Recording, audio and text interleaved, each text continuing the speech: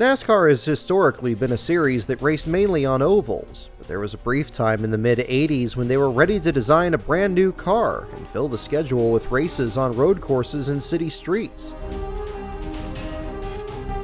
The early 80s saw a huge growth in street racing. Formula One first raced on the streets of Long Beach, California in 1976.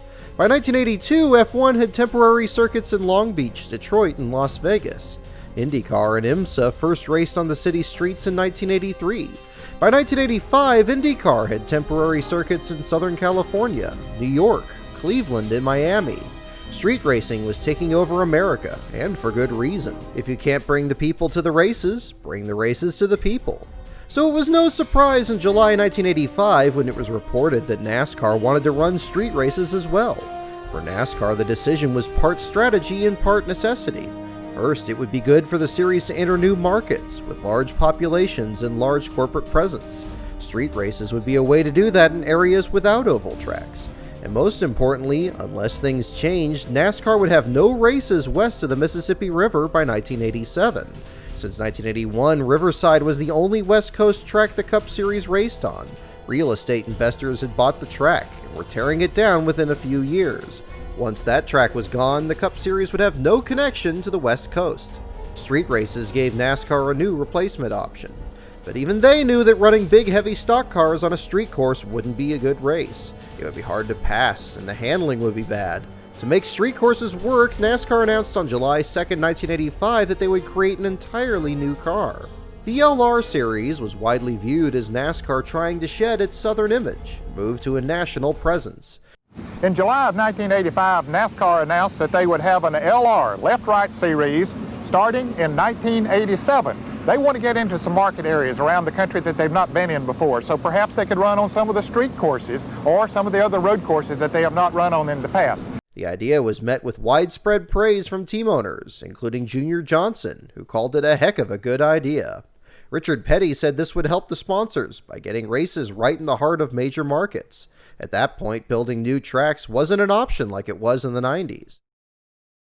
What exactly was the plan? The LR cars were designed to be much lighter than the traditional Winston Cup cars. In first reports, they were supposed to use the same V8 engines, but later were said to use V6 engines. The cars they were expected to use were the Ford Mustang, the Chevy Cavalier, the Pontiac Sunbird.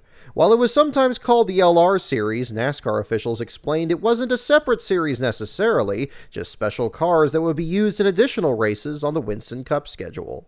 In early January 1986, NASCAR Vice President Jim Hunter was quoted as saying, "It has never been our intention to drop existing Winston Cup races.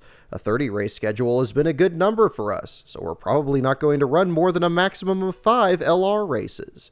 This, however, indicated that NASCAR was open to expanding their schedule, as 5 LR events without the 2 Riverside races would still make a 33-race Cup schedule. But which tracks would actually host an LR race? Well, Jim Hunter said that 50 tracks inquired about doing one. Among those possibilities on the West Coast were street races in Long Beach and Seattle, or permanent courses in Sonoma, Laguna Seca, and Portland. It was also confirmed NASCAR had discussions with Road America, Mid-Ohio, Brainerd, Minnesota, and the Meadowlands Street Course near New York City. In addition to the new tracks, LR was also a way to attract world-class racers to NASCAR.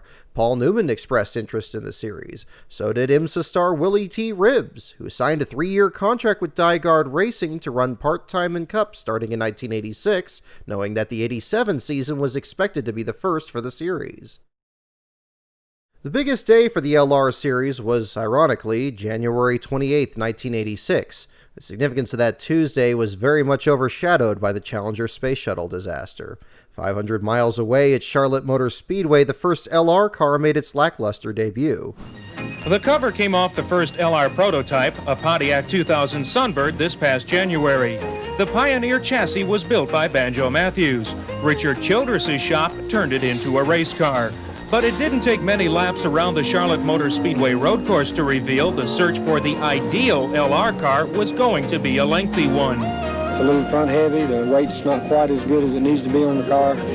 There's a lot of improvement to be made, and I think once they get the car on the rule book, so to speak, we'll have a good race car. The first recipe for the LR car was uncompetitive. As Dale Earnhardt and Bobby Allison both took laps in the Pontiac, they realized it was still too heavy and didn't turn well. The test set back the LR project a lot because they invested money in this Pontiac but still didn't have a prototype that would work. They couldn't create a rule book for a car when they didn't even know what would work. In 1986, NASCAR was fully embracing road racing on all levels. Many drivers entered IMSA races to improve their road racing skills. Drivers like Parsons, Gant, Labonte, Elliott, Rudd, Schrader, and Kyle Petty entered the 24 Hours of Daytona. You know, basically what we're doing here is trying to get ready for the 24-hour race at Daytona. All are interested in getting some road racing experience because of NASCAR's L&R series of road races that's scheduled to begin next year. Bill Elliott and Ricky Rudd almost won the 12 Hours of Sebring, but were passed by Scott Pruitt and Bruce Jenner on the last lap. Jeff Bodine won an IMSA race at Watkins Glen in July. NASCAR added more road races to their 1986 schedules. The Busch Series raced at Road Atlanta in July. Several NASCAR officials attended the event and acknowledged the race was done to inspect the track for possible LR races. That year, the Winston West Series was almost entirely on road courses, with only 2 oval races on their 8-race schedule. They even ran the first street race in the modern era of NASCAR. On August 10th, the West Series raced on the streets of Tacoma, Washington, a 1.5-mile circuit around the Tacoma Dome. Herschel McGriff won the race. And internal documents show that by May 1986, Charlotte Motor Speedway was planning to hold an LR race on the present-day Roval just 1 day before the 1987 Winston. But by late summer, it was clear that the LR project was going nowhere. It was a good idea, but NASCAR really had no way to create it. They didn't have the large R&D team that they have now, so they couldn't take a hands-on approach in designing the cars. It was like they were waiting for teams to build prototypes, and if that worked, they would then create a rule book around them. But no car owner was going to spend between $60,000 and $70,000 to build a prototype until NASCAR created rules for these cars. Bobby Allison was the only one to design and commission a car of his own. On September 10th, Allison brought a new Buick to the Roval to test. We were able to look at some things and make some changes, and the second car, I think, was very impressive. It was light and it was fast, and, it was drivable, so I think that, it was a big step toward the development of that kind of a car if it does become a reality. The changes were substantial. The first prototype weighed 3,000 pounds, the second a more responsive 2,600. The first car's weight ratio was so biased toward the front, it was hard to turn and tough on brakes. The second had the weight nearly evenly distributed. The wheelbase was also lengthened, adding stability.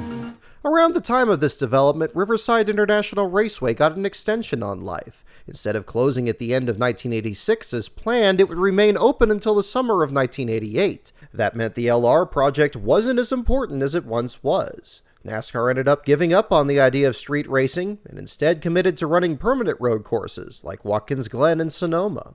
On September 28th, NASCAR confirmed the LR project was officially canceled. In 1987, there were a few leftover remains of the LR project. Winston West held street races in Spokane and Tacoma, while the Busch Series raced for the second and final time at Road Atlanta. Bobby Allison was struck with the LR car he built. Putting it to use, he raced it during the 1988 24 Hours of Daytona. In March of '88, Clifford Allison drove it in an unsanctioned stock car race at Texas World Speedway, but the current whereabouts of the Buick and Pontiac LR cars are still unknown. In the decades following, NASCAR showed no interest in racing street courses, and by the mid-90s, street racing had a lot of problems. I hope they never get to racing in the street. Don't do that. Those races in the street, they all look like medium security prisons. They just have that kind of feeling about them. I just don't think that they're user-friendly to the fan. If you could go to Watkins Glen and think about where NASCAR went, both Sonoma and Watkins, you can walk all around, you can go to all the corners, and you can see those guys flying. But you get to those city courses, and again, to me, that's the corporations taking over the sport. Stay away from that. But historically, most street circuits were unsuccessful. For every track like Long Beach that works, there's 10 that fail. Tracks like Niagara Falls, or Des Moines, or Washington, D.C. The NASCAR Southwest Tour raced on the streets of Los Angeles between 1998 and 2000, but the races were filled with crashes and not many fans. Shutting down city streets, dealing with angry citizens, and losing a lot of money usually kills most tracks. There have been at least 30 street courses that have held major races, but each lasted only a handful of years. In recent years, road racing in NASCAR has grown in popularity because of the close racing it often provides, and NASCAR has even shown interest in running on a street course in the near future. But so far, the only series to run on the streets is the Canadian Pinty Series. So what do you think? Should NASCAR revive the spirit of the LR project and create purpose-built road course cars for street races? Should they run street races at all? And what is your dream street course race? Leave a comment below, and as always, thanks for watching.